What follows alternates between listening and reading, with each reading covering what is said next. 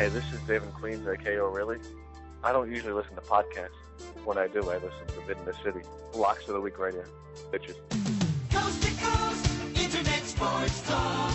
Locks of the Week. Doc Rivers continues to time and time again not get it when it comes to getting... Oh! Let him play! Yeah, everybody have a show today. We had snow today, show today, show tomorrow. I don't know if you want that on your credit card bill. You know, saying the WB network on it. I mean, like, Your dad was looking at it and be like, Dave, you have something to tell me? that's the story that they still. It's unbelievable! You have your LeBron in the filet. It's like, do you really care about the James Jones at the end of the bench and the potatoes? Maybe the board, the MikeFrancesa.com, was just ahead of its time. Pioneers.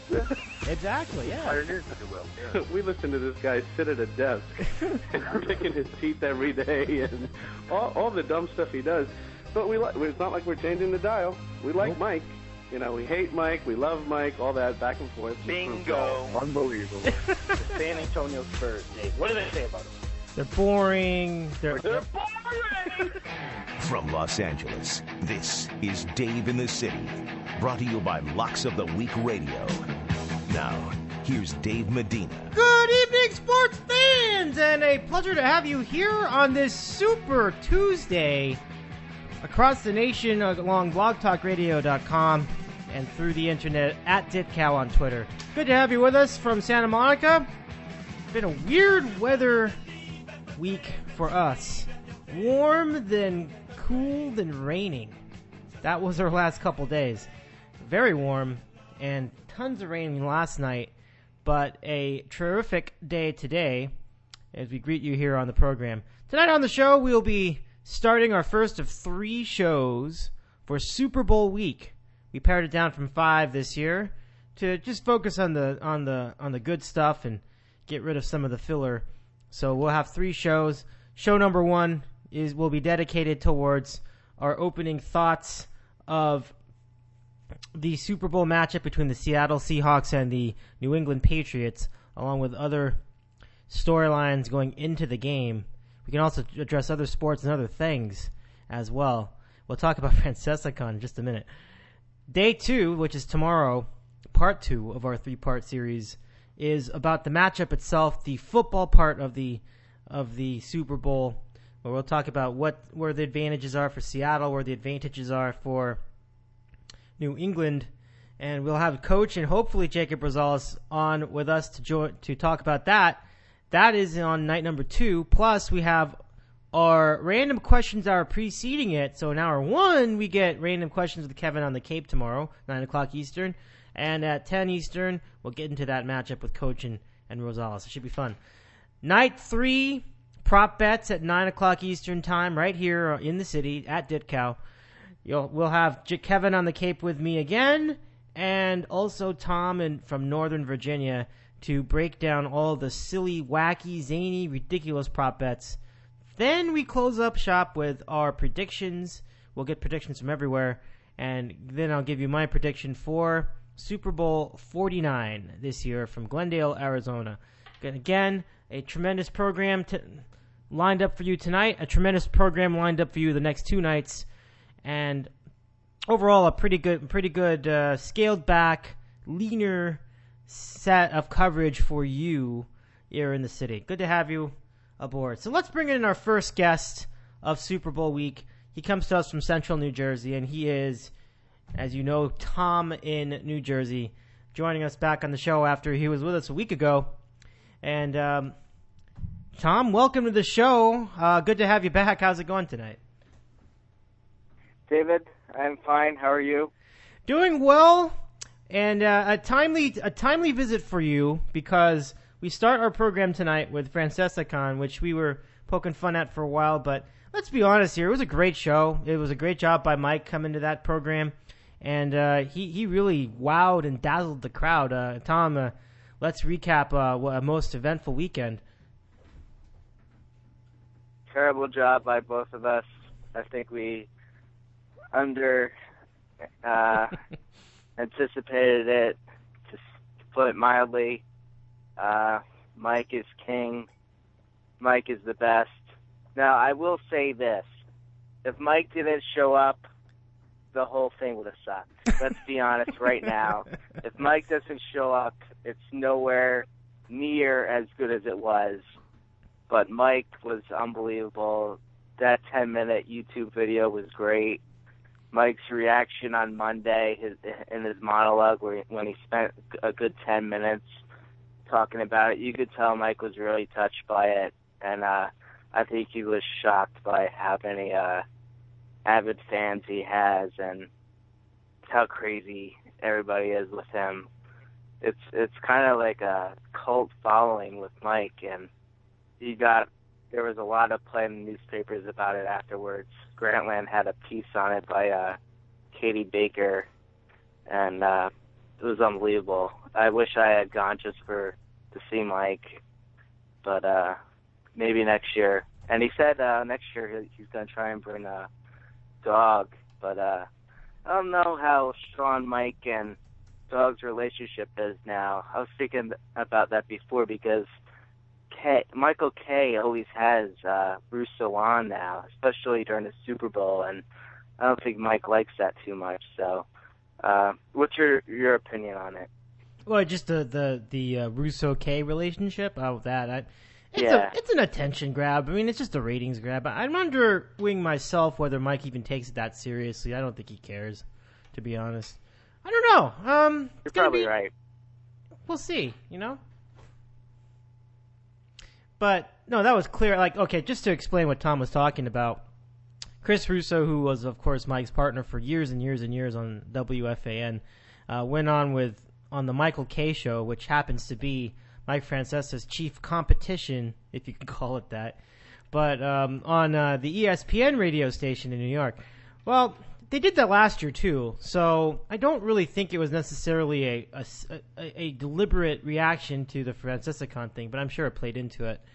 But it's always, for me, it's an attention grab. I think it's just both guys' feeble attempt to draw some attention in the shadow of what is Mike Francesa's amazing ratings draw over on FAN. So it's always been how I interpret it. And, guys, if you listen to that, shame on you, because you're playing into the idea that those guys are a big deal. And, I mean, certainly if you want to hang around for the highlights or whatever, but, I mean, if you tuned in today, that is kind of ridiculous because, if you guys were like Michael K., fuck Michael K., and Tank goes on and goes, hey, nobody cares about him, and by the way, that was the highlight of that whole thing. So funny. But if you listen to the show, then you care about Michael K. So it's like, you can't have, it's kind of ridiculous if you're going to do one thing and then listen to the show the next Monday to pretty much refute the point that you don't care about Michael K. Doesn't make any sense. So, Did you find out on Twitter what K's reaction was, or did he have one? I wasn't paying attention. I side with Mike. Nobody cares about Michael K., so I'm not terribly concerned with what his reaction really was, to be honest. But on the other hand, I'm sure I can only surmise that he probably is trying not to react. Because like you said, I didn't see anything on Twitter pop up, because it'll pop up anyway, even if you're not looking for it. I don't remember anything specific about it that was brought up on the Twitter with Michael K's reaction to the whole thing. And it was noted by one guy on Twitter that K did not go on Twitter from the point that Mike was on my Francesacon all the way through the weekend. So, coincidence? That is for the audience to decide. I don't follow K on Twitter, and in fact, he blocked me after a couple of nasty tweets I made to him after the whole, when he was talking about TV ratings and calling Mike a liar. I went off on him and actually got into it with Ryan Rucco, who I like. I got into it with him with a few back-to-back tweets discussing ratings, and Rucco was defending K, saying it had more to do with TV ratings and radio ratings, because I was defending Mike like I always do. I'm a very big pro-Mike guy, as you know. And, yeah, but I don't know anyone who actually even A, follows Michael K., and B, listens to his radio show.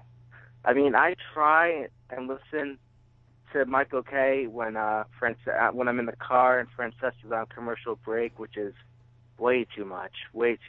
But I can't even listen. I just go right to FM and listen to a song and wait for Francesa to come back. But his commercial breaks are sometimes 6 and 7 minutes long. 7 minutes long. It's out of control. They are ridiculous. Don't you think? I remember one time after Mike was interviewing, Mike had Gary Danielson on for his regular spot. I was driving to my parents' house, and it was like 1/3 of the trip. It's an hour trip, and it was like 90 minutes that day because it was the holidays and all. But I remember sitting there, but it felt like 15 minutes. They had straight commercials, and I'm dumb enough to listen to the whole thing and not change the station.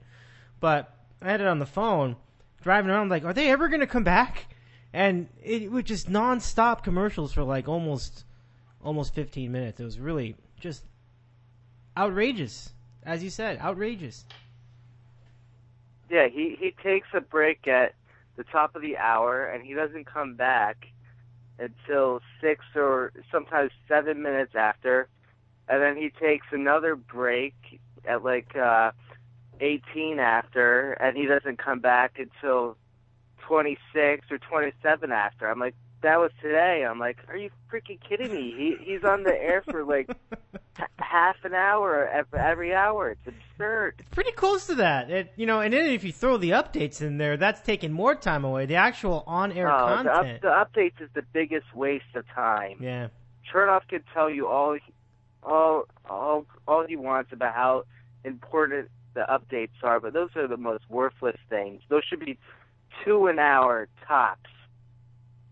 They should really just do the update at the top of the hour. I know there's a lot of 50-year-old guys who don't know how to use their iPhone and look up scores, but that's the dumbest thing at this point. I don't even think ESPN Radio does 3. I think they only do 2. It's stupid. Yeah, they're down to 2 now, and they've been down to 2 for about 2 years. So, it's pretty much yeah, I mean, even just one would be sufficient. You get the story of the day at the top, and then you pop it on, and then that's all you really need to know if you're listening and you're not really paying attention. So yeah, 3 is more than a little out of date, and it even makes even less sense when and I understand. Well, guys listen to the radio for only 15 minutes. It was like, but how are you going to miss a story like that if you're listening to the radio with any to the station with any regularity? Or if you have any access to the internets. So I agree with you. It's like, I don't think you need 3 anymore. And especially you don't need 3 when there isn't a game going on. If there's a game going on, then you can kind of get it. Because like, okay, you figure out what the score is as you're driving. Because you can't look at the phone while you're driving. But still. And Dave, when there's a game going on WFAN, it's going to be the Yankees. And Sterling gives the freaking score once every hour. Don't get me. We've discussed we've discussed Sterling and Lubman too many times, but don't get me started. But yeah, one update an hour is enough. Yeah, that's plenty. I think it's sufficient. You can get. It's not like the commercials are out of control. It's crazy. I mean, how if I would sometimes download podcasts of like regular ESPN shows. And usually you'd see like how long each hour was. It's really only like 35 minutes. And it's like 35 minutes. I listen to Coward every night. It's just the podcast. It's usually 33 minutes an hour every hour is the actual show. Yeah. And I actually love listening to his podcast at night more than actually listening to it during the morning for his actual show. I only make a point to listen to his NFL picks on Friday because that's by far his best segment. But at night I usually just do the podcast because I can't. He's got way too many commercials too. Well, I think that's one thing about podcasts altogether that makes it a very fun format for those who use podcasts as a listening tool, because you don't have commercials in the podcast. I mean, I know that probably companies are trying to put in commercials, but you can't really do it. So they basically come at you unfiltered. And there are many pod-only shows. We're familiar with a lot of them. I haven't quite invested into that yet. I'm not. There's so many of them. I mean, there's just so many shows. Like, I wouldn't know where to start. But I mean, every team has their own podcast. I just learned of a Kings hockey podcast lately. That's a good podcast. Apparently, that's a good podcast. The Lakers have a podcast. Every team has dozens and dozens of podcasts.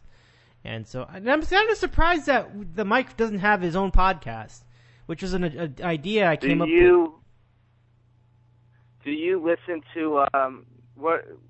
So you don't listen to like Bill Simmons' podcast or Adam Carolla? I've listened to Bill Simmons' show from time to time, but he's gotten a little big for his britches lately, so I've kind of gotten off it. But it's not like it's a bad show. I'm just saying I haven't really gotten around it lately. If you what's his name, Al Michaels at all, listen to Simmons' podcast with Al Michaels today. From I think it was from yesterday. Okay. It's a little over an hour, but it was unbelievable. Yeah. He went into Al Michaels. He did his entire career, and they actually played for about 20 minutes clips of Al Michaels' greatest calls. It was between the Olympics and '80 and all these other great calls. Even Al Michaels was even in a Hawaii 5-2-0. Hawaii 5-0. That's right. 5-0 I remember that. Yeah, 5-0 show, and he was actually on that show. So they had that clip. It was pretty cool. And I'm not even a huge Al Michaels fan. I think he's a little full of himself, but it was actually a great spot. And I was shocked at I looked up how old he is. He's 70 years old. I couldn't believe it. It's unbelievable. And he said he's not even close to being done. He said he wants to do it for at least another 10 years. He could do it. Much like Brent Musburger, I think he'll make all 10 years and he'll be fine. I think he's very sharp, especially for his age, and doing pretty well for himself. You know, I'll give that a listen. I've heard him on with Simmons before, so it's a good spot. And this sounds like a really good spot based on what you've spoken of up to this point. So, all right. Thanks for the tip, Andy. Tommy, because Andy's actually on the line and ready to join us. You ready to go? Okay. Andy in Seattle joining us on the program tonight. Andy, how's it going? Good. I gotta go at 8, but here we are. Here we are indeed. We were just talking about Francesacon a few minutes ago, and it's the moments like that that really explain why Mike is king. And certainly, the anti-Mikes don't have much of a leg to stand on right now. Your thoughts about a most eventful occasion on Saturday afternoon? I thought Con Francesa really cool. Last year, obviously, it started out as your typical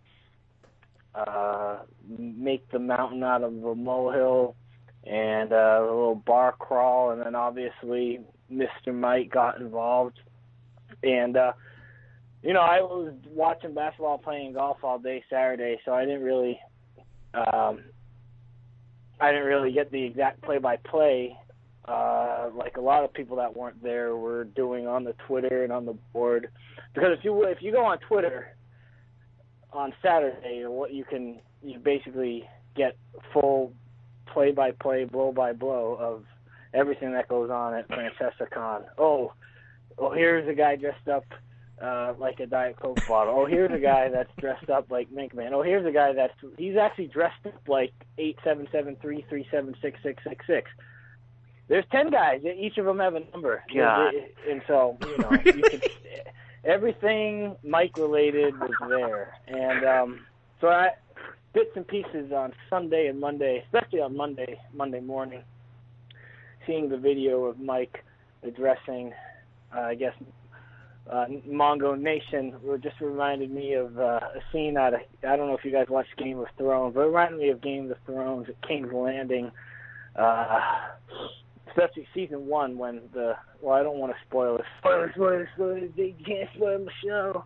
But it's season 1, I would say the truest, genuine king was in season 1. Everybody liked him. I don't want to spoil the show, but anyway, he got royal applause, praise. Everyone would just bow down for the king of the North, and that's what Francesa reminded me of. Wherever that bar, whatever that auditorium was in New York, but sounds cool. I would not go out of my way to go to it, but if it was in my backyard, probably, but I don't live in New York City, and we'll see how it goes. Sometimes things can kind of peak and then lose interest. Others will just continue to grow. Maybe they'll need a bigger event space next year. Maybe it'll be at the Javits Center. Maybe we'll be at MSG. Yep. I don't know. The sky's the limit, unless Mike dies. Right. Gotta keep an eye on that too. It was. I was mesmerized by it myself. And Tom and I were talking about this to start the show. Like, we were surprised how wildly successful it was, how popular, how much energy there was there. But we did think that if Mike didn't show up, it would not have been even a fraction as good. But I wouldn't say a fraction, but it wouldn't have been as enormous as it turned out to be.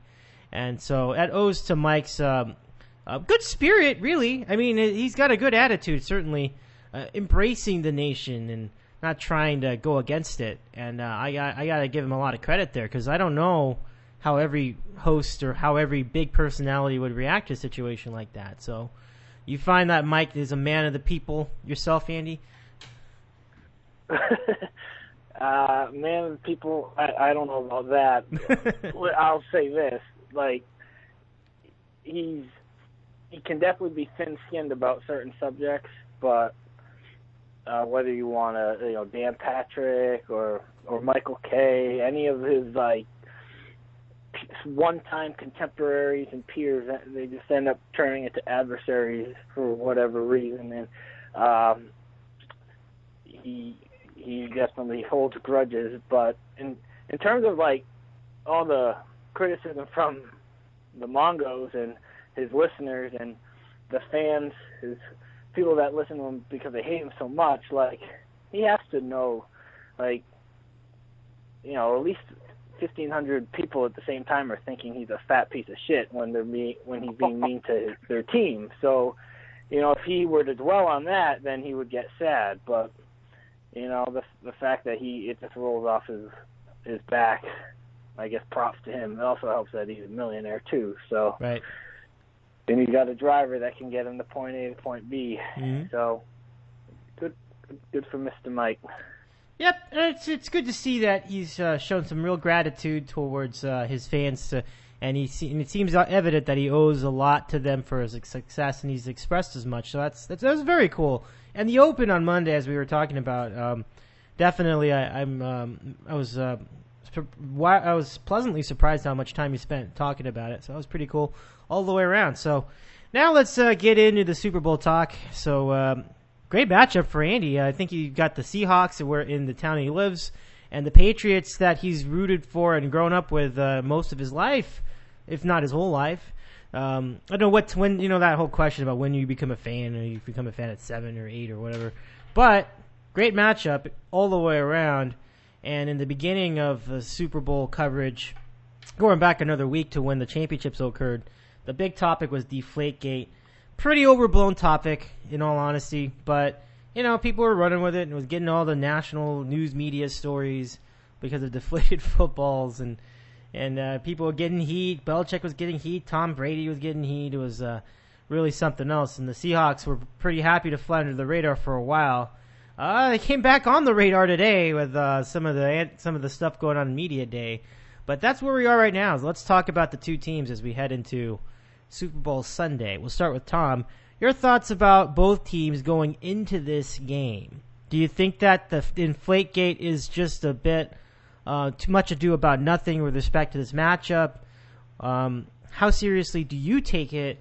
And then your thoughts about the Seahawks heading into this matchup as well, their frame of mind. So let's get your thoughts, Tom in New Jersey. Well, I'm gonna have to ask Andy what the spread is now, but going into right after the AFC title game, I remember telling Andy I'm going hard with the Patriots, but then after the scandal came out, and even now, I have no clue which way I'm going to bet and which way I'm going to root, who I'm going to even root for, because I can't stand the Patriots. Well, we're so Boston, but I can't find myself rooting for the Patriots, but Seattle's tough to take as well, especially Marshawn Lynch. I've never liked him for some reason. I know how great of a running back he is, but just the way he was with the media today really pissed me off. I knew he was going to do that too, but he's such a little baby about it. Like, just give the media something. Just say a few words. I know it's not a big deal, but geez. And if I were one of the media members there, I would have either walked away from him or asked him or told him to go fuck himself. I would have been pissed. Wow. If I were standing there listening to that. I would have been really pissed. And back to the game. I think the problem with the game that's going to be the game, obviously, is New England's secondary is very good, obviously, and so is Seattle. So I expect it to be a very low-scoring game, just like Mike said. I think the X factor is going to be Marshawn Lynch. I think if he rushes for 130, 150 yards, I think Seattle's going to find a way to win. So that worries me, as Mike would say. That would be my worry, is that Marshawn Lynch would take over the game. But I think Seattle will win now, but I don't know. I'm still up in the air, to be honest with you, Dave. I could go either way at this point. Well, it's a matchup that you really can go either way, and that's the beauty of it. And just to give you, we'll have Andy to confirm, but but at the moment, the Patriots are a 1-point favorite. That's it. So not much separation in the point spread. So Andy, let's get your thoughts on the Super Bowl matchup and Seattle heading into the game, New England heading into the game, and all the shenanigans. Your thoughts on the upcoming Super Bowl? Right. Well, first of all, I think the spread's even or -1. I don't know. I go on Bookmaker today. I saw even. But at this point, does it really matter if it's even or -1 or +1? It's all immaterial for now. It's going to be, everyone thinks it's a close game. That's that type of point spread. Regarding Lynch, who cares? Everyone is going to talk about it. Everyone is talking about it. Tommy talked about it. Dave just talked about it. He is exactly who he is at this point. He doesn't like to talk. People get angry about it. He pays for it, obviously. Fine. What was he going to do today? Was he going to address each reporter by first and last name and become something that he's not? Oh, thank you for the question. Well, right now I have mad respect for the Patriots defensive line, and it'll be really tough. They have schemes that we've never seen before in the NFC West, and that'll be my goal between now and Sunday to exploit that.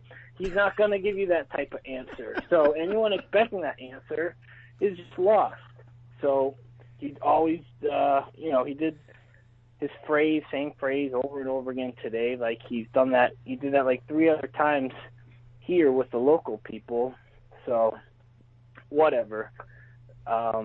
Patriots are definitely going to have to be concerned with him, though. Tommy's right. I think both teams should study that Kansas City Patriot game from October.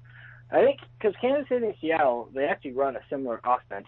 They're not as methodical, short passes, emphasis on the running game, and the quarterback with scrambling ability.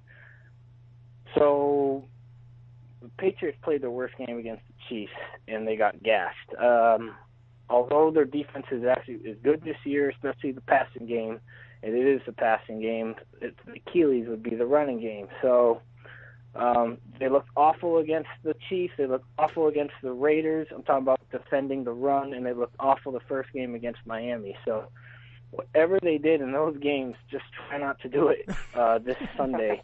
And if you're the Seahawks, you try to, I guess, study that game tape and see if you can attack those areas. I do think it should be a low-scoring game. I'm not sure what the over-under is. Tommy already said the defense for the Patriots should have its way with their the receivers for Seattle. Losing Paul Richardson hurts them a bunch, I think. Baldwin and Curse makes the amazing catch, and he'll make like one amazing catch, but he'll also complement that with like 3 balls that he should catch that are routine that he bars. And Patriots have an edge there. I think both teams could come out kind of erratic in the first quarter, emotions, nerves, whatever. Russell Wilson, for as good as he is, he does kind of get a little amped up, and his throws are a lot off target when that happens. So if any team is going to get out early, I think it would take place first part of the game if the other team is just comes out flat. But I think both teams might come out flat, to be honest with you. Almost like the beginning of your traditional college bowl game. Teams are just kind of too amped up for their own good, and they look sloppy initially. Yeah, a lot of jitters. We've seen it time and time again in Super Bowls and college bowl games. You never truly know what to expect until you get into the second quarter and things start to roll. And team can even, like you mentioned, the team can even have a lead, and it doesn't necessarily mean anything. Denver had a 10-point lead on the Washington Redskins one time, and they went on to lose by a lot of points. So it just depends on the year, and depends on how things feel out. I mean, you've broken this down really wonderfully. I can't really add to any of that. Certainly, you know these two teams very well, Andy. Great analysis. I won't even ask you to give me a specific prediction on who wins because, again, like you said, this is a coin flip game. It should be fun. Katy Perry for halftime, Andy. Are you pumped? I love Katy Perry. Who doesn't like Katy Perry? She's good to look at. Her songs are catchy. I know whatever her voice is on the actual recording probably isn't how it sounds live, but I don't think anyone here will ever see Katy Perry live, so I'm all for it with the Super Bowl halftime. It's in this day and age, they try to get a star, I guess, that's universally accepted across the board from early age group to old age group. So, yeah, go Katy Perry. Good times. It should be a fun show. They've really put this show in the right direction, going with contemporary artists and pretty popular ones. Last year, Bruno Mars did a pretty good job with the Super Bowl halftime program. Tom, your thoughts about the halftime show? It sounds like a topic up your alley. What you think? This topic always kind of pisses me off because it does? guys. No, it doesn't. I wouldn't say it pisses me off, but guys piss me off when it comes to this topic because guys are always like, I can't believe Katy Perry's performance. She sucks. Or I hate Britney Spears. What's she doing? Why do they have Janet Jackson? Well, we had the Rolling Stones a few years ago, and they were absolutely awful. Mm-hmm. We had Tom Petty, and he was absolutely awful. We had Bruce Springsteen, and I love Bruce Springsteen, and that wasn't even close to his top performance ever. Not even the top 2,000 performance ever by him. So we've had all the classic bands, and they've all sucked for the most part. I agree. That's a good point. To expand the scope a bit. Yeah, I think the best performance... Go ahead. I was going to say, you hit it on the nose.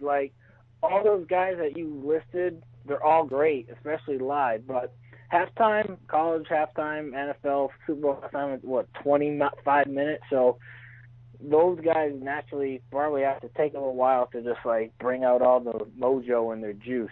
Whereas, these contemporary artists, I think the fact that they're basically on auto-tune, and all the machines are basically doing all the work for them, honestly.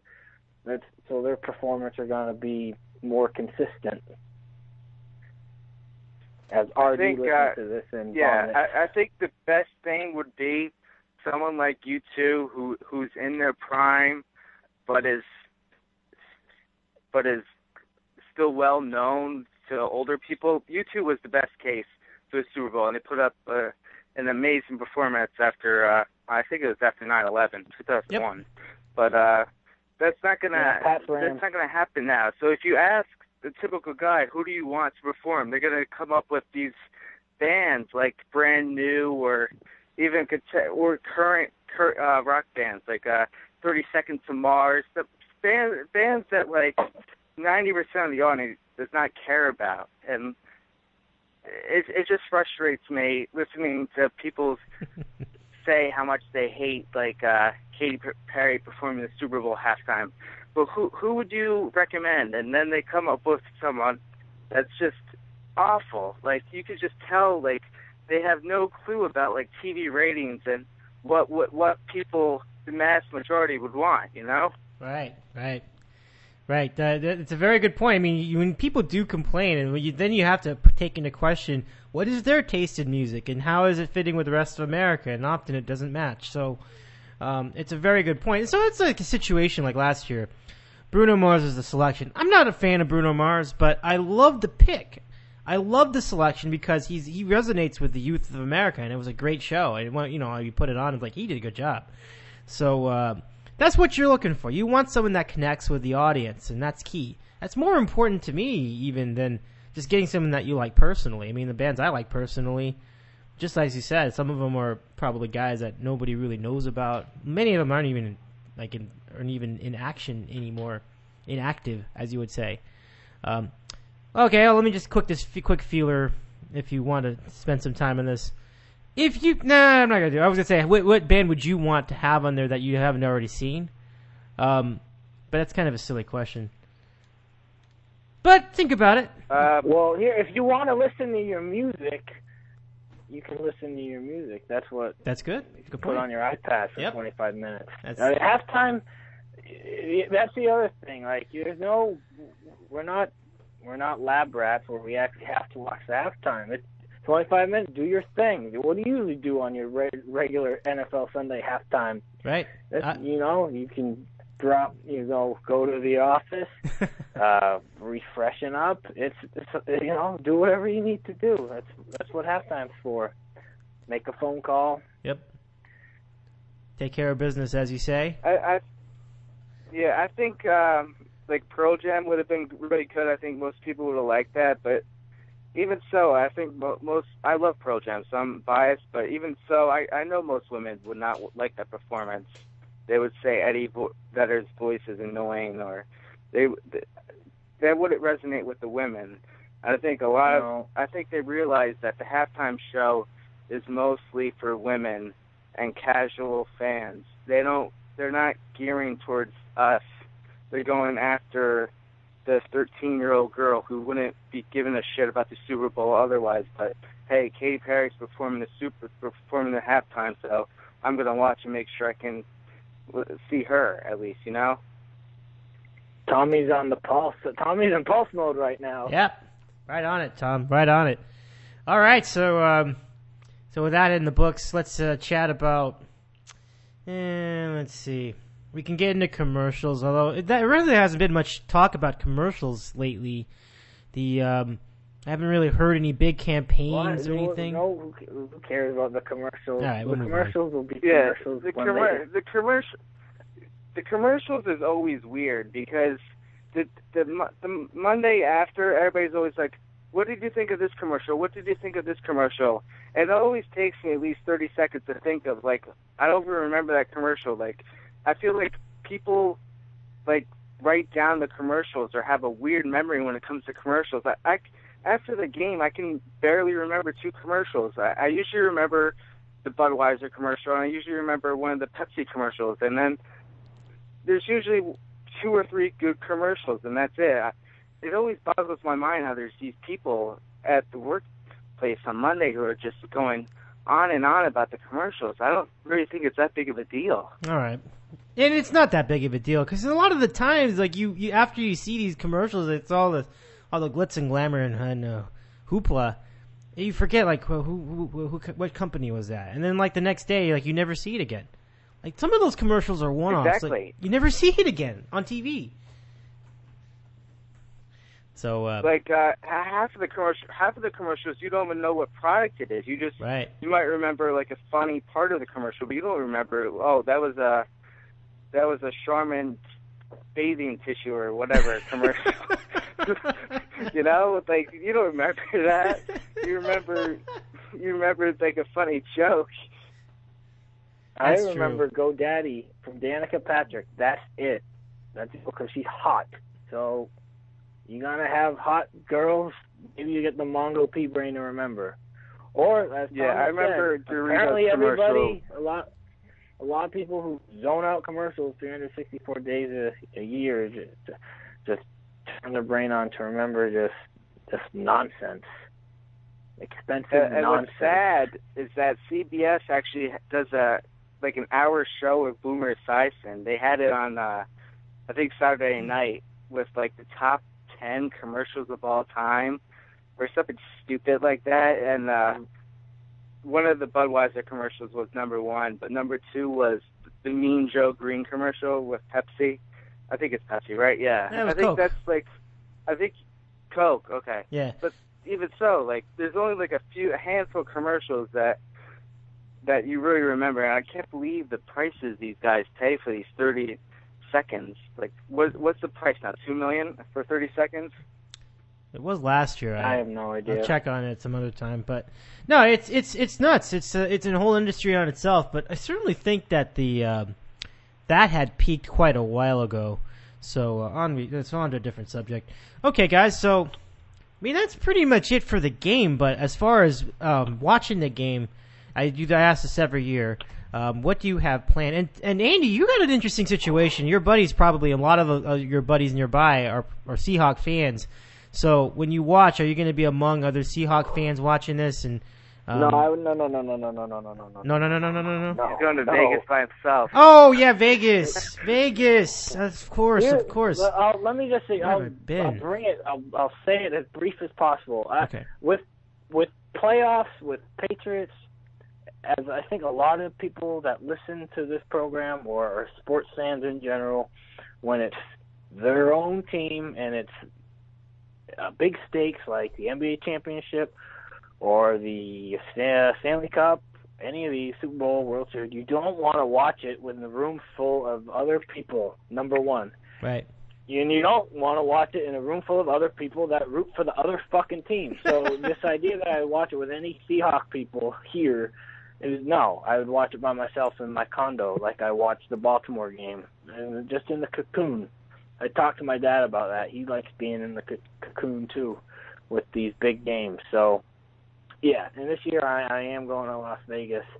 I just been overdue from a personal destination standpoint a couple of years. So everything kind of worked out. So cool. And then a group of people are going to Arizona, Seahawks fans. So I didn't want to go to Arizona. I didn't want to watch it with Seattle fans here either. So we're gonna do the home root for the team that I like, and away from any Seahawks fans. Okay, well that is smart. I wasn't sure. It's different strokes for different folks. I mean, I like watching games. If it's a team like.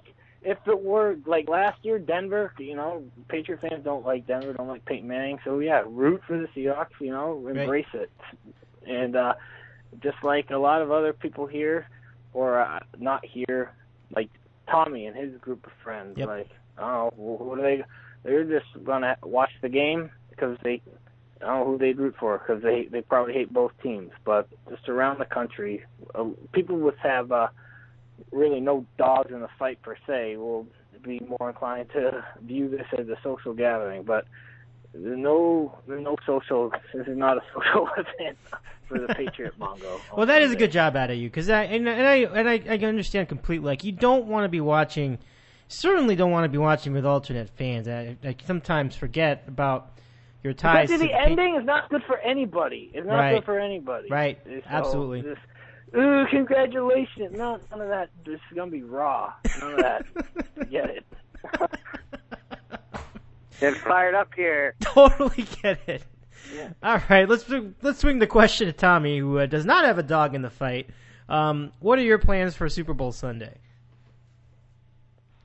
I am going to my friend Dan's apartment with about 10 others, and this is the third straight year we've been doing this.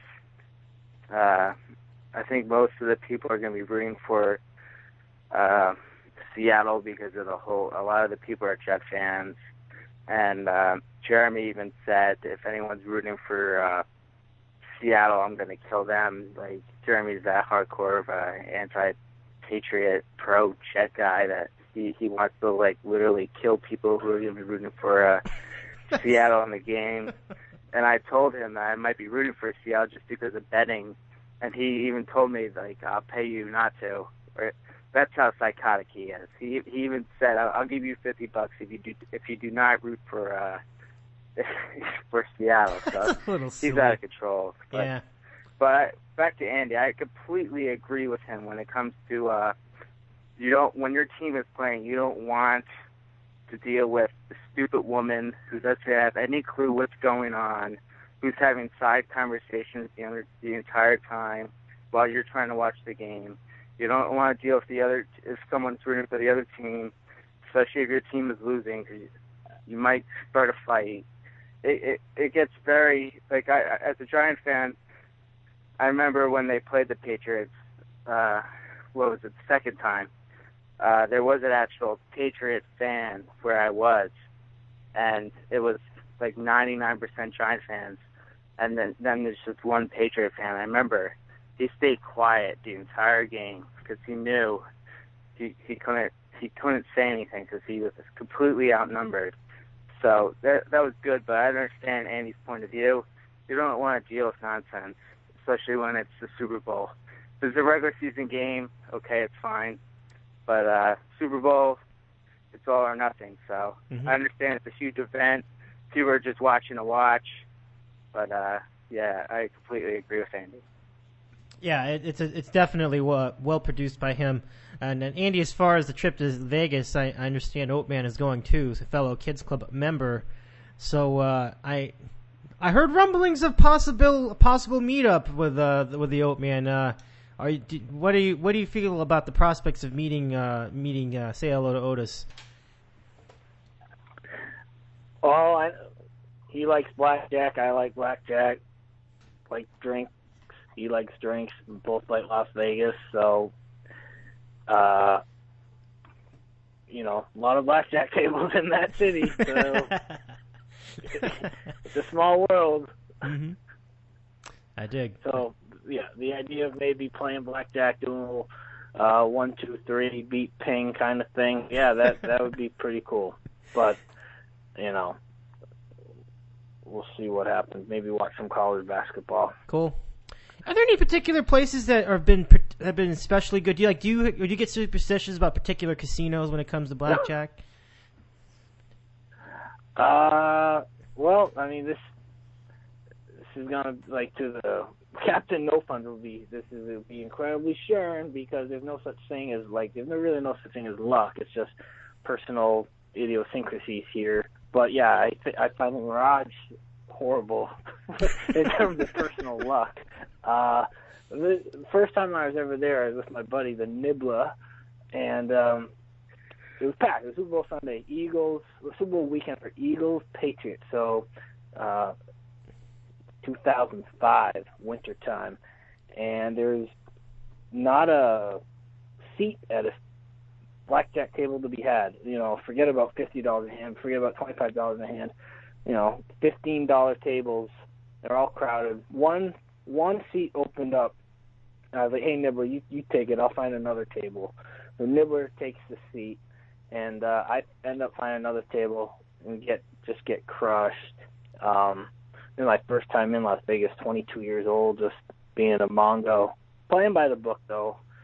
blackjack, one of the first card games I learned outside Go Fish and Solitaire and War. But so I ended up seeing the Nibbler and just be like, I got my flight paid for, got the hotel paid for, and I'm up another $400. Like, I gave up that seat so Nibbler could do that. And ever since then, I've just never had good luck at the Mirage. Wow. So, but I still do play there here and there because they have a lot of tables. If I do play there, I automatic dealer, instead of the 8 decks. Some people have different theories about the machine that's constantly shuffling the cards. I don't mind it, but the Mirage, I can't stand that place. Other people probably love the Mirage because of an opposite type of ending to a story. I like Bellagio's good because they have one of the hottest crew of cocktail waitresses there. That place and Caesars. The crummier the hotel, the older the average age of cocktail waitress, and that's a big thing. That's a factor. Let's be honest. Hard Rock has hot dealers. So Bellagio, cutest cocktail waitresses, and then I think at Caesars they have like I forget what they call it. I don't know, like the Pussycat Doll Lounge, like pit, and they have hot girls that deal blackjack and cards. But the catch behind that is they reduce the blackjack odds from 3 to 2 to 6 to 5. Oh, I it's hate a sucker's area to go to. That's not good. Yeah. So that's a sucker area to go. Treasure Island also has a pit with attractive dealers. Good analysis. Yeah, I mean, I think the different places have had different results. I'm sure that's going to be different for everyone, too. So I love hearing where everybody else likes to go. We see that with Vegas. Like, you go a lot. You get to go for, like, CES, things like that. Yep. Based on the photos you post and stuff. But, correct. like, I like the Wynn. Wynn is fun. If you go there, like, in the middle of the day, I know the Wynn is it's hoity-toity, like, stuck up. But if you go there in the middle of the day, like, it's pretty empty. You can find a $15 table. Yep. So the few times I've been there, decent luck. Newer casinos, like to keep it fresh. Aria is nice, but I don't think I've ever had good success playing blackjack there. Sports, decent. Everything's new in that hotel, so good to go to. Pretty high tech, I remember. Eddie, what sports book do you like? That's a good question. Well, I mean, if it's a bet that's first thing in the morning, I'll just go, whatever hotel I'm staying at, just make the first bet there. But to actually watch games, Aria is really good. When it first opened, I think the Super Bowl was pretty sure it was Saints Colts. So, 5 years ago or something like that. And they had just opened, so the sports book, free drinks, like, doesn't even matter if your average bet was $10 or $50 or $500 or $2. You just free drinks. That was really cool, and it was sparkling new, big TV, 4D or whatever you want to call it, high def, and that was really cool. Really nice spot. The Hilton, which I don't even think it's called the Hilton anymore, but that's where the lines are all, like, literally established, and their sports book is huge. It's huge, and there's I like hang out there every now and then. The two, like, takeaways that are negative is that, like, it's like a cave. They got to do something to the lighting there because, like, it can put you to sleep because it's super dark, and it's off the beaten path. But it's, if you want to watch, like, they've got all the games, like, because they have so many screens and so many seats. Good analysis. I've been to the now Westgate. I think it's called Westgate now. Superbook, where it's overwhelming actually when you go there. you don't miss, because there's a lot of the sports books as big as they are. They can't show all the games because there's so many. But that's like the one that can. They can show literally everything, like even stuff on other sides of the country, other sides of the globe. It's pretty impressive. So that's I agree with you on Aria too. That's my personal favorite right now. It's because all the screens are new. A lot of the places they need to upgrade the screens. Like Mandalay could use a little upgrade in the video department. Caesars a little bit of that too. It's kind of dingy screens there, but I like it. I like the Mirage Sportsbook a lot too. It's Mirage is one of the, it's a classic. It was the first hotel, I think, to like go hardcore with their sportsbook setup and big TVs. But like every property in Las Vegas, age can accumulate quick, and so now there's so many other hotels that are much newer. Right. But it's still a big selling point there. The Mirage, they're still known for their great sports book. Yep. And it's almost as big as it's pretty big too in their own right as well. That's the other draw to it. It's like if the Aria is packed, you could always go there as a backup. But I think for me, the Aria is my personal favorite right now. Like those screens are great. I mean, even like the smaller screens are still like 100-inch TVs. It's unbelievable. Like it's really, really spectacular, the technology there. So I'm a fan. And whenever you turn to the right, and then you see like there's actually the separate corner for the lifers who do this horse betting races, and they're kind of got their own spot, which is kind of neat. So if you are a horse racing guy, you've got a whole corner right just dedicated to you right there. It's pretty cool. So those are my two favorites. Tom, have you never really thought to ask this? Have you been to Vegas in recent years? We have asked this, and I told you last year I have not been to Vegas. Still haven't? Okay. And then I promised you I would go this year, and I still haven't gone. So it's been a terrible job by me on many, many different levels. But I'm afraid if I go, I would probably hang out at the sports book and just not leave. I think I'd be there for 12 hours a day, especially the whole free drinks part. That sounds amazing. Now, what about audio? What about audio? Do they have it like speakers right next to the table, or how's that work for the game? I've heard everything from no audio, so just the regular casino din, all the sounds of the machines and the people and the background music, or sometimes they'll just pump up one game. Audio is secondary. On a college basketball Saturday, you might get one channel of audio. It's probably ESPN. Gotcha. If it's a big game, now, though, is it mostly like what's the clientele? What do most people look like when they're there? Are they looking normal, or does it look like do they look like typical bookies that are like fat Italians and it depends. Middle-aged, bald, and depends on the time of day and depends on the day. If you go early in the morning, in the middle of the week, you're talking about pretty much like the old guard, the lifers, as I mentioned, the mobster looking fellers, or just the old bags making bets on such and such horse to win a race. But if you go during a big event, and a good example of this is more recently, like last year, seeing the Belmont Stakes. It's like being at the Derby. Like they're like babes there, young people, old people. It's just an incredible crowd. Like just so much energy. So you get people from all walks of life, and mostly young, attractive-looking people at the for the biggest events. And in days in between, it's just kind of somewhere between one and the other. It's kind of, but most of the time you get good crowds, and there's a lot of energy, especially during football games. You get a lot of fans for one team, a lot of fans for another team. That's my take. Andy, what are the crowds like when you go to the sports books?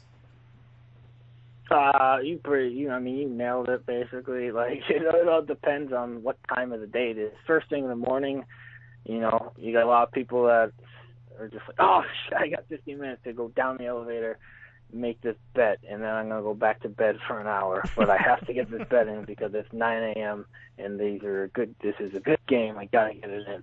And I can watch, a little bit while I'm still getting a little more sleep. So first thing in the morning, you got this mongos, people like in their PJs or like basketball shorts, just getting in their bets, and then maybe some other degenerates betting the horse track, which always seems to be more TVs dedicated to the horse races, but they're much smaller and they're shittier, and like they said, it's in their own little corner. But if you go at nighttime, you'll get everybody that's like people making bets going on the way out to dinner, so everyone's all dressed up, one step up.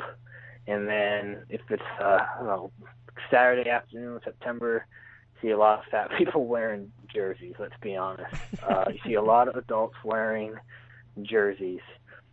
It's got to be some sort of unofficial thing. No fun would say it's an official thing, actually, because all the dealers on NFL Sundays in Las Vegas wear jerseys. So it's like the Buffalo Wild Wings.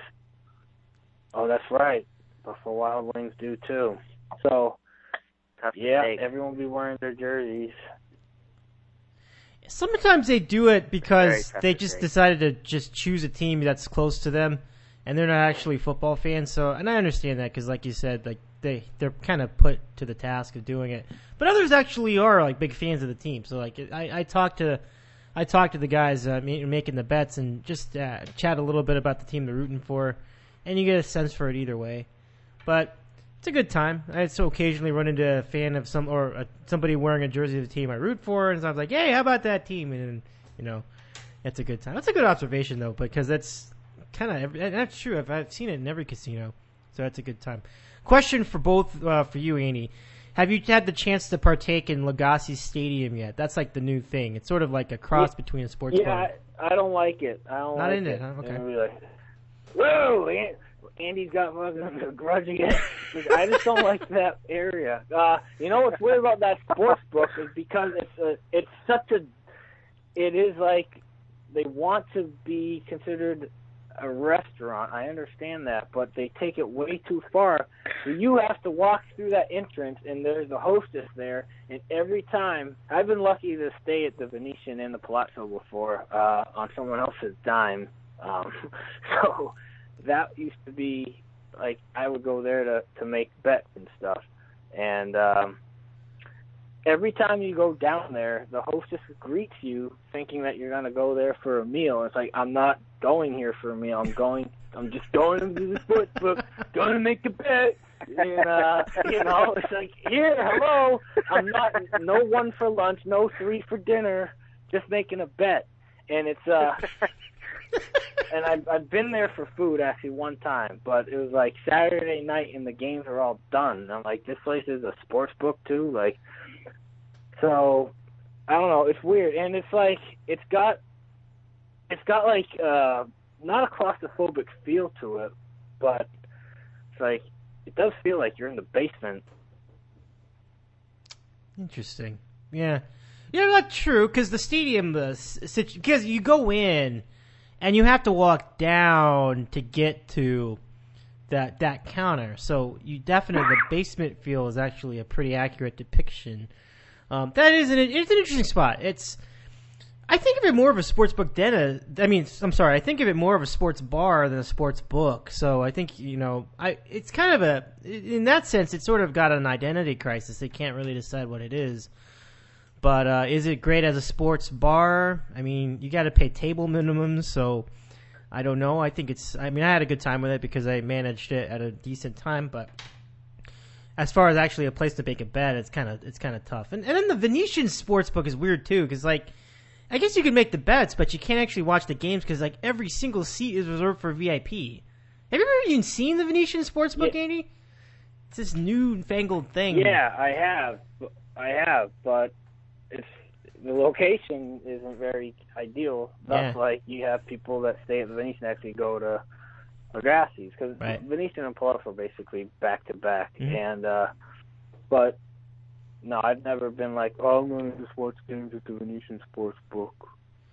Certain casinos, it's funny, and like, I'm sorry, the people that hate gambling or just like God, these guys don't do anything but gamble. Like, they have no life. But Well, Vegas. whatever. But here's the thing, like, I guess it's a first world problem too, like complaining about sportsbook at casinos. But certain casinos have like they clearly just have no desire to have a sportsbook that is that warms people up to stay. Like every casino will have like the window and the lines, but it'll be like, fuck, let's be honest, no one's gonna watch the game here. So they'll just have like 4 like super generic television sets. And it's like, man, this is our sports book. Like, if you actually stay here to watch the game, that's your prerogative. But we're not going to pretend to have, like, a great viewing setup. Like, the Stratosphere, I went there one time many years ago, and I was like, this sports book is, like, it's so plain. Like, it's just bare minimum. But it was like in the summertime, so we're just watching some baseball there. But like the TVs are small, the chairs there weren't even that many chairs to sit in, so it was just like rinky dink. It would be fun to compile a list of the worst sports books you've ever seen. It would probably take some thought, but I certainly have seen my share of bad ones. And Hard Rock's another place. I think they might have advanced, but Hard Rock's old sports book, like they were like, no, it's meatheads and bimbos, like wow. If you're in Spring Break Forever. That's like Hard Rock's theme, right? So their sports book is gonna be just like a secondary point of emphasis. Mm-hmm. Yeah, and absolutely. Super tiny. Super tiny, huh? Interesting stuff. I've never been to the Hard Rock because, as you mentioned, it's not, or maybe you did mention it, but it's off the Strip. But I finally walked by it recently because I was staying at a Red Roof Inn across the street, but I never went in, so it's kind of weird. Like I was there, but I didn't go into it. But I probably will sometime soon and check it out. So, but you saved good blackjack, so that'll be worth my while. Yeah, Hard Rock's good. Tommy would love the Hard Rock. They got a really good pool scene, but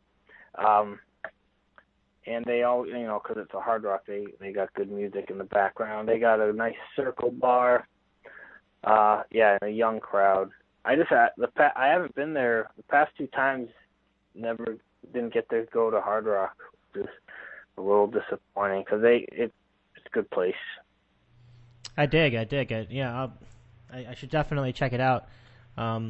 Always looking for ideas, so that's a good one. I like the Hard Rock Cafe too, so I'm sure I'll like that then, just from that. Speaking of which, Planet Hollywood, which is sort of related. I like Planet Hollywood too. I mean, this is like a rundown of all the Vegas casinos, but it was a nice casino as well. I don't know if you partook in it at all, but what they have done to it is pretty impressive.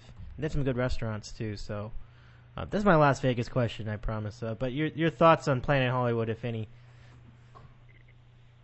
I've had their buffet, which also has a basement feel to it because you walk through the casino lobby, then you go down. Mm-hmm. But good buffet, decent buffet. It was the last. My girlfriend at the time was a buffet mongette, a little bit of a mongette, I guess, when it comes to buffets. And food is like I don't really care about food in Las Vegas because you gotta nibble here and there, I guess. But I'd just give me the gambling and the games to watch and other things, and I'm fine. If food's here, food's there. But she got this 24-hour all-you-can buffet coupon, I guess. So the last, we got 2 hours left before the coupon's done. And I already had food poisoning from the night before. This other buffet. Wow. Yeah. Actually, the Wynn's brand new buffet, called Caesar's new buffet. It starts with a B, like Bacchanal. Bacchanal, yeah. Google it, Dave. Yeah. Well, it just opened, and everyone's like, "You gotta go to this one." Well, I got food poisoning from it. Ooh, jeez, I didn't know that. Yeah, that's a tough spot. Rough. Yeah, tough spot. But Planet Hollywood, their buffet, decent, and it didn't give me food poisoning, so one for them. I could just picture Andy with like a bag in his hand with full of throw up, and his girlfriend's grabbing him by the arm, be like, come on, we only have 2 hours, let's go. Ouch. No, it was bad. Like, it was just like, I don't know what. If I tell you what I ate, why the F would you eat that at the buffet? Well, because it was from the Caesar's Palace buffet that was getting all these good reviews. But it was just, instant. Hopefully no one's eating when they're listening to this podcast. But yeah, instant, like basically an hour after the meal, I would vomit. It's like my stomach felt like something was in it. And I was like, I'm full. Let's just walk around. Yeah. Because we were gonna go dancing and stuff. So I was like, let's just walk off the meal, and it wasn't walking. I wasn't able to walk it off, and so it happens. It does. That is too bad. And like you said, a lot of good reviews for the Bacchanal, and I've been there myself. So that is a tough. I wrote a bad review, and they offered us, you want to come back again? Give us another shot. No thanks. Yeah, no, I don't blame you though. I don't blame you in that spot. I mean, you have a bad experience. It's tough to really be motivated to go back. So, and Tom, you'll appreciate this. The New York Hotel Casino over on the South Strip in Vegas. I'm not gonna say it's like the real thing, but they do have a Shake Shack there now. So, it's the bread. You can see it for yourself. If you miss it, you can go check it out at the New York, next to the fake Brooklyn Bridge. So, good pro tip for you. No, but I love the Shake Shack. That is a good tip. Yeah, and it's definitely taken off in the early going. On my last, on that CES trip, I made a stop at Shake Shack. Worth it, very worth it. Really good stuff. Never had the custards though, the frozen custards. Do you do frozen custards at all? I do them, but I think I've never gotten one from there. But I am a fan of frozen custards. I mean, I guess it's like a shake, like a frozen custard, sort of like between ice cream and that. Bingo. Okay, cool. Good stuff. Bingo. Andy, have you been to Shake Shack, like the New York version at all, or anywhere around here, around the US of A? Oh, shoot. So, I gotta go in 15 minutes now, especially since you guys are talking about dinner. But that's all right. No Shake Shack, I have not been to Shake Shack, but okay. I do like burgers. You guys, who doesn't like hamburgers? If Five I Guys were in New York, yeah, Five Guys is good. In-N-Out's good. Fred Rucker's good, but I just think Fred Rucker's is good based on like memory. Well, I used to live near Fred Rucker's, like, in 1999, but they made a good burger. I think it's Fred Rucker's, Johnny Rockets, and Five Guys all kind of have a similar burger, if I remember correctly. I've never been to Johnny Rockets, which is weird because I always go to the mall that has Johnny Rockets, but I've never actually gone in there. So it's like a Five Guys kind of? It just reminds me of a Five Guys. If the Five Guys were situated in a shopping mall, but they turn back the clock to the 50s like Johnny Rockets does, yeah, you would have Johnny Rockets. Yeah, like if you put a jukebox in there, it'd be like Johnny Rockets. And Johnny Rockets is also more expensive, too, as I remember it. But, it's pretty close. I sense, because it's fresh beef and all that, not frozen, so it's pretty keen. Pretty keen. Red Robin is also on the short list of burgers. Big fan. Yeah, Red Robin's good because you have the unlimited fries. That's what I like about Red Robin. But I think the burgers are kind of ordinary there. They're not bad, but they kind of remind me of like a Carl's Jr. burger, which isn't like really? a bad thing, but it's not a good thing either. That's what it kind of reminds me of. A couple times I've been there. But the steak fries are good. But if I want a really good burger, for some reason I always go to Five Guys. I know some people think it's a little overrated, but I've always felt their burgers are good. They are good, though. I mean, and especially the customization options are tremendous, like the bacon and the mushrooms, and a lot of that is on the house. Like, you can put peppers on there.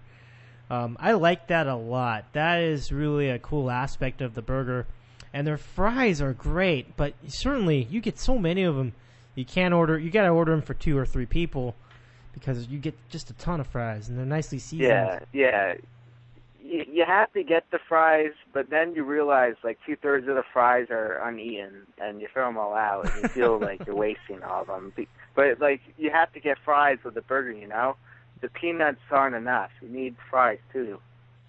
Yeah, that's tough. They really throw you in a tough spot because you've got the peanuts, and the peanuts are terrific, but is it sufficient sustenance? I've tried to make it work with just the peanuts because I'm like, if I put the fries too, that's going to be like 3,000 calories in one meal. So that's crazy. Oh, calories, schmalories. Yeah, no, it's a fair point. You know, you don't want to overdo it. And then Dave, Dave, when you're going out to eat, you don't think about calories. You think about calories when you're eating at home. Fair point. And if you exercise regularly, and at this point I am, it's probably just over. It's not much. You don't have to worry about it too much. What are your favorite toppings? Like Andy, you've spoken highly of Five Guys too. So, do you have a go-to for like your combination? What I usually get on my burger at Five Guys.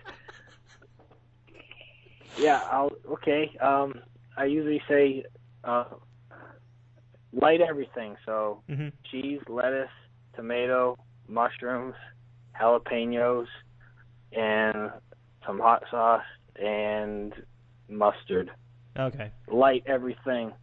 So, because if you get all those toppings and it's not light, then the bread, the saturation point of the bread is isn't that high. So. Yeah, I got you. I don't like. That's the first time I got Five Guys.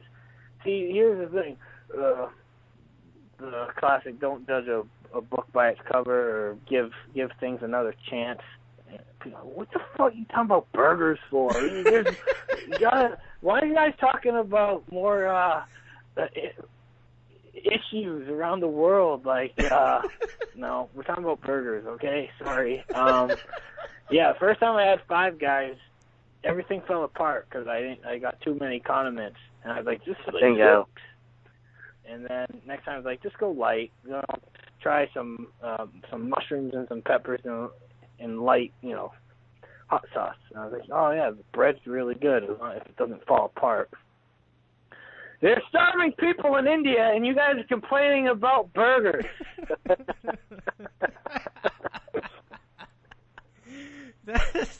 I love it, though. I love it. Anything else I was thinking of? No, I think that's it. Okay, Andy, I know it's about time for you to go. So, any final thoughts about the Super Bowl coming up, or anything that's on your mind as we leave you for the week? Talk about the Super Bowl, I guess, for a little bit more, because I'm not gonna.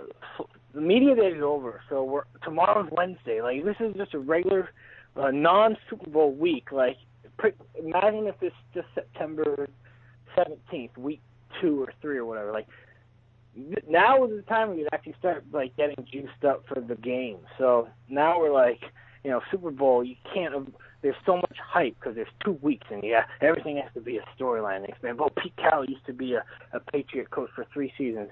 Let's just spend 3 hours on this, and just all these storylines. But now, since it's Wednesday, you can kind of just start to put the pomp and circumstance in one corner. It'll come back on Sunday when everything's just super exaggerated, from the coin toss to the national anthem to everything until the game finally starts. But, the next couple of days, people might actually start to talk about, the stuff that takes place quarters 1 through 4.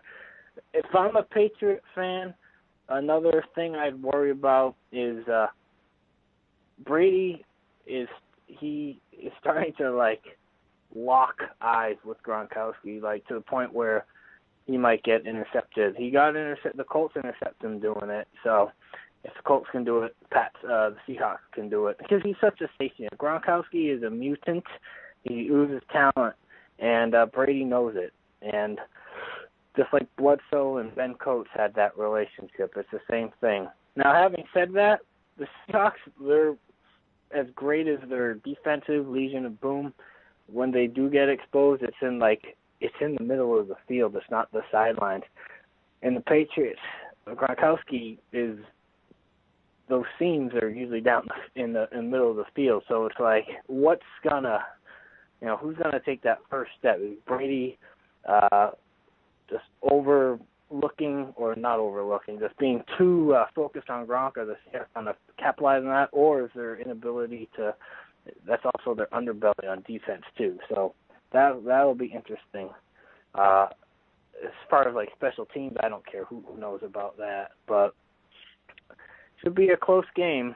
I don't have like a good I'm gonna bet 10 units on the Patriots ceiling by any stretch of the imagination. If I weren't a Patriot fan, I don't know.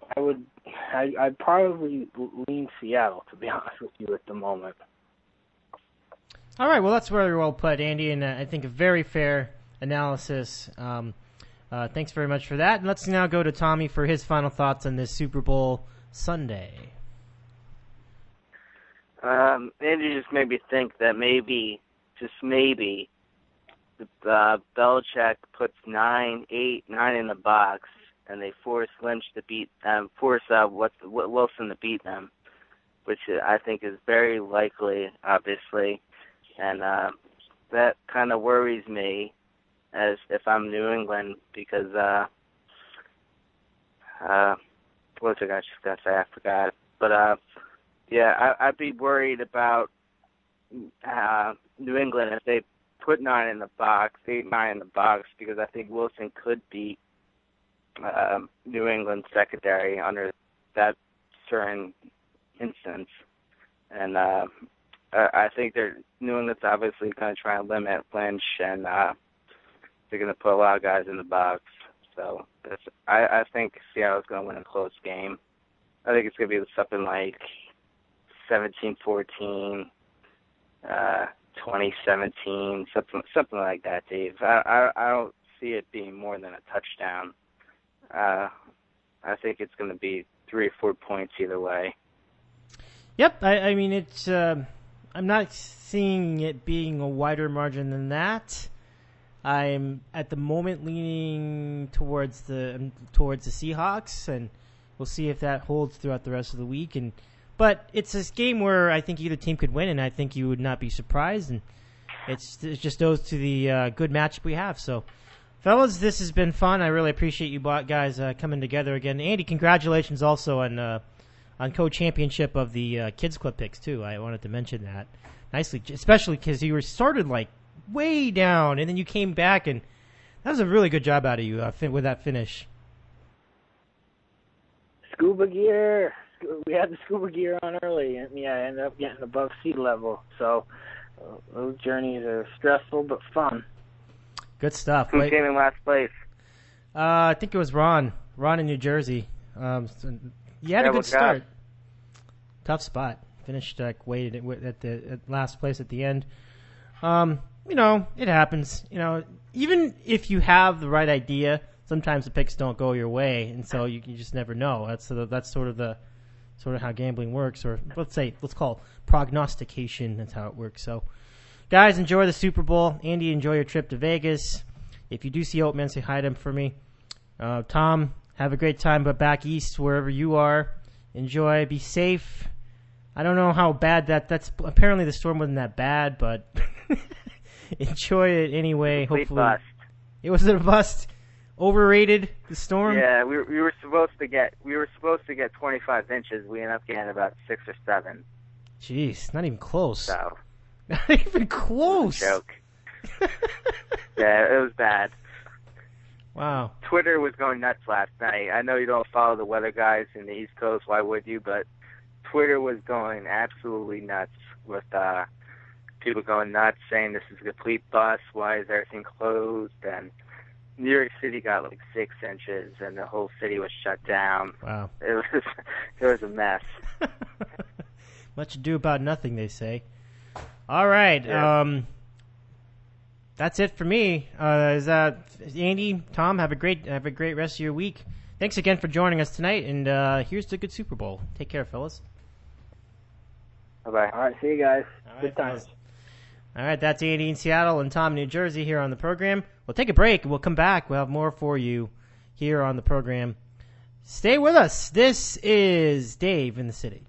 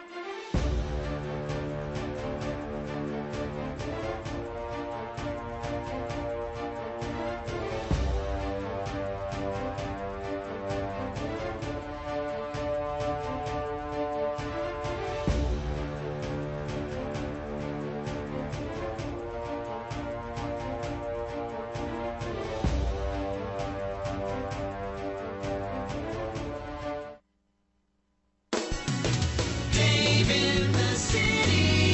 It's Dave in the City. Back at it, 8:26 in the city. Great to have Andy and Tom with us in our first hour and a half for our opening thoughts on the Super Bowl. No, less is more so this year with Super Bowl coverage. Not as many guests as last year and the previous few years, but we certainly will engage in some some good quality conversation. A quick reminder for all of you, if you want to join the conversation, at DitCow on Twitter or hashtag DitCow in your tweet conversations. We'll track all your responses throughout the evening. And on the phones, 424-258-9251. 424-258-9251. As we wrap up things here on our first of 3 Super Bowl shows. Next Super Bowl show tomorrow night at 9. So we started at 10 tonight. Tomorrow at 9, we'll do random questions. Super Bowl random questions. Super random questions with Kevin on the Cape. Followed by a little X's and O talk with our friend Coach. But Andy broke it down really well already. So we'll see what our friend Andrew Jacobson has to add to Andy in Seattle's breakdown of the game. It was pretty good. I mean, it's basically going to be Seattle's big running game against the Patriots' less heralded defensive line. And then on the other side, you've got the Patriots trying to combat. Do I have that right? Yeah, no. And on the other side, you have the Pats trying to exploit the middle of the field, which is not the strongest part of the defense, although it's still pretty strong. But instead, you've got the Seattle corners, which are certainly the best. You know, Richard Sherman is in on that.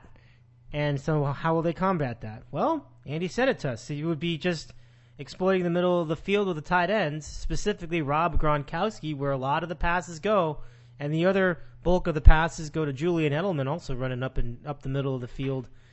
Good analysis. You know, I can't disagree with any of that.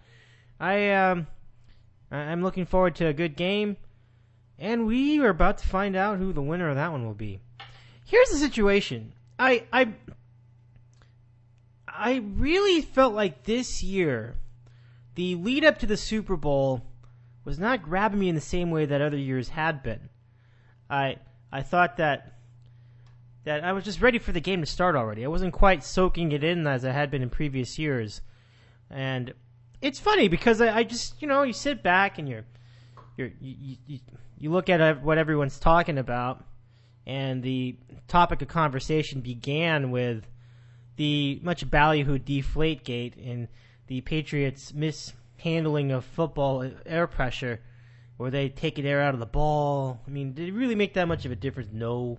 So I don't know why people make such a big deal out of it. And a lot of it has to do with the Patriots' prior reputation with cheating and other scandals like the Spygate scandal. I mean, the actual infractions are not necessarily that great. In this case, it definitely isn't. But I think the collective culture of cheating from this team that really takes things to another level, so say the others, is what's driving this conversation. I feel like there are worse things to be worrying about.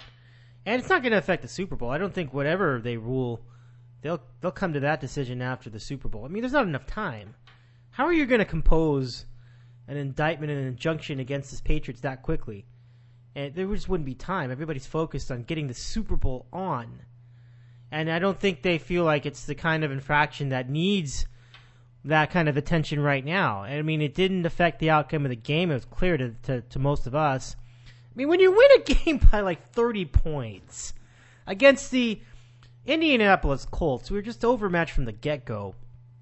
I don't think that the inflation of balls really comes into question.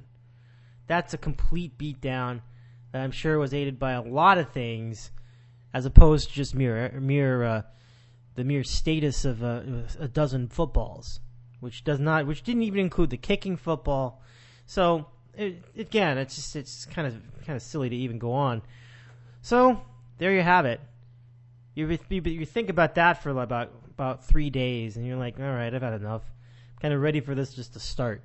So that's how I've been. I've just been like, I'm ready for the game to start. I think we have seen all we could see with shenanigans, and you get clowns in helmets and antennae, and people offering stuffed animals and boxer briefs to players, guys basically trying to get attention.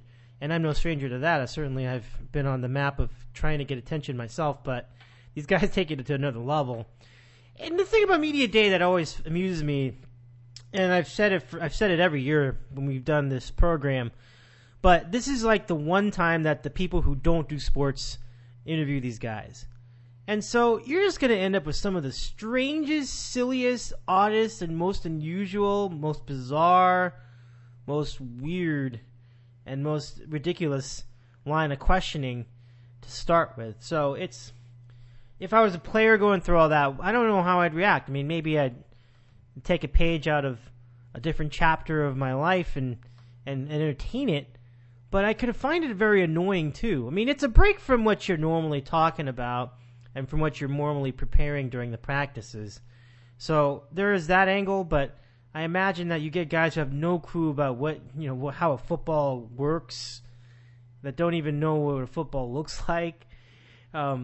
These guys just trying to make a name for themselves, would that annoy you as a football player or a coach or any part of a football team? I mean, there's no real answer to that. I mean, I feel like if it was me in that situation, it seems like it might annoy me after a while, but I wouldn't really know until I was there. And you see these pictures, and it's like, it is like a rock concert. You've got like thousands of people surrounding these individual guys. And so there's a lot going on. Definitely a lot going on. 424-258-9251 is your number if you want to dial us tonight. And I've got enough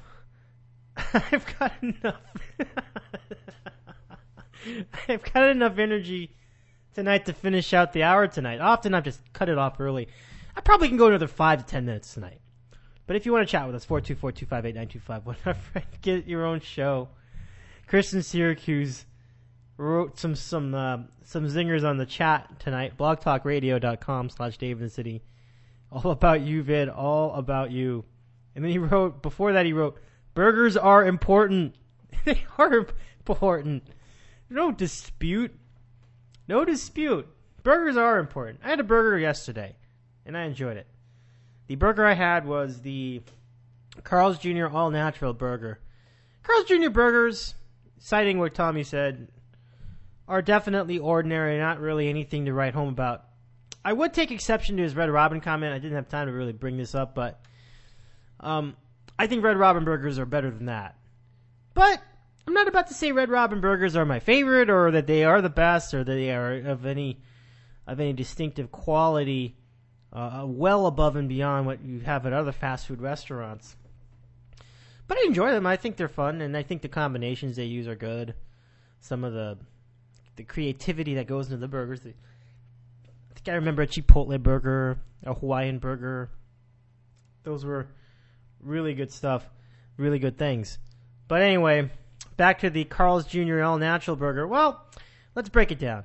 First of all, the burger patty itself, it's softer. It's not certainly not as grungy or as synthetic feeling as the regular burgers. So I give Carl's Jr. a lot of credit for that, but I don't think it really blew me away, but it definitely was an improvement from what they had before. So most striking about the all natural burger is that it's softer. It's definitely softer. So your teeth will thank you because it doesn't feel like it's chewing through rubber. That's good. That's a good thing. The rest of the burger was terrific. I like the all-natural bun, the freshly baked bun. They've been using it already in other burgers, but implementing it here, terrific idea, well done. And they have been using much better quality vegetables in this all-natural burger. And that starts with the lettuce. The lettuce definitely tastes a little crisper, a little less hackneyed. It was very good. The pickles were sweet pickles, and they were really just sharp, right on. They were so good. The pickles were fantastic. The pickles, more than anything else, stood out to me. Those pickles were really good. Not your typical, dills from the jar. Every pickle's from a jar. That's a stupid statement, but these were a little bit better. These are a little bit better than the typical pickle. I was a big fan. These pickles are so sweet. They were tremendous. Really well done. The tomatoes are fresh off the vine, they say. Well, I don't know exactly what kind of tomatoes they are, but they were pretty good. I like the tomatoes. The onions just seemed like they were... I don't often complain about the onions anyway, but these onions were very well done. Love the onions. And they put just the right mayonnaise on there, not too much like McDonald's. It was a good burger. Definitely a good burger. I don't necessarily think it's better than In-N-Out. I don't think it's better than Shake Shack. I don't think it's better than Five Guys. I don't. But it's better than what they had before. And so the all-natural burger is worth it. And to top it off, no pun intended, a slice of aged cheddar cheese, which really is good. That is the real deal.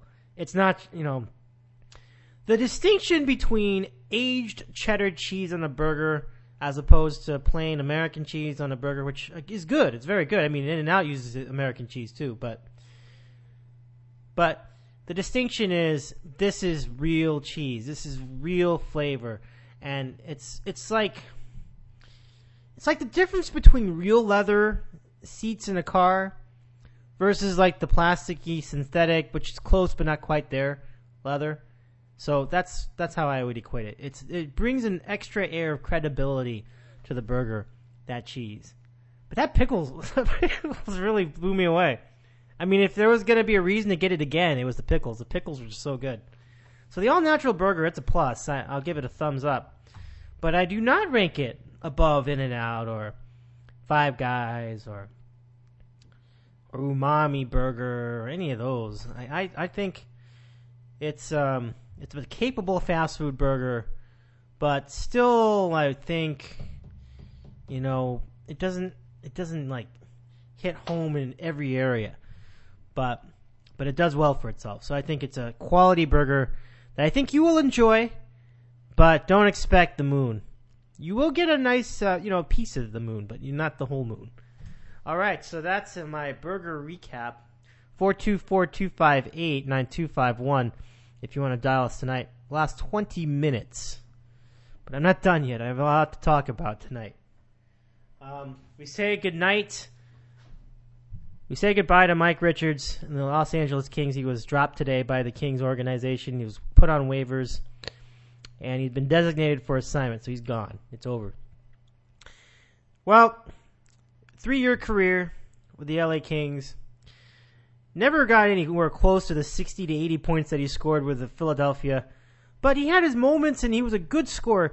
It's just that I think for the money that they were paying him, it was not worth their while, and they need to do better things with the cap. He's going to be a huge cap hit if they kept him going, and he just didn't have the production to maintain that. So, I mean, it's just part of the business of hockey, especially now with the salary cap, and I can't really blame the Kings for what they did. And we'll see if they can replace that production, however much it was. He was on pace for another 30 to 40 point season. He had 15 points, more or less, when they dropped him. And there are others on the roster in the third and fourth lines who are doing that already. So I think I just wish him the best of luck. He certainly was not a bad dude or anything, and he did his best. And he had some big goals in the playoffs last year. And we'll see if he can produce and provide other great moments for the next team that he plays for in the NHL. So, bittersweet moment, but I think the Kings did what they had to do, and Dean Lombardi's got other ideas in mind. They've got to improve the defenseman position. They're a little thin at that right now. I mean, you always want to improve your scoring and definitely build up offense where you can. It's going to be tough to do that right away, but I think the Kings can figure out a way around that for now. So, it's a transitional time right now. Guys are hurt. Guys were traded. Guys have gone on to the teams. And so this is now, the next step. We'll see what happens. I'm pretty sure there's going to be some pretty significant activity at the trade deadline for the LA Kings.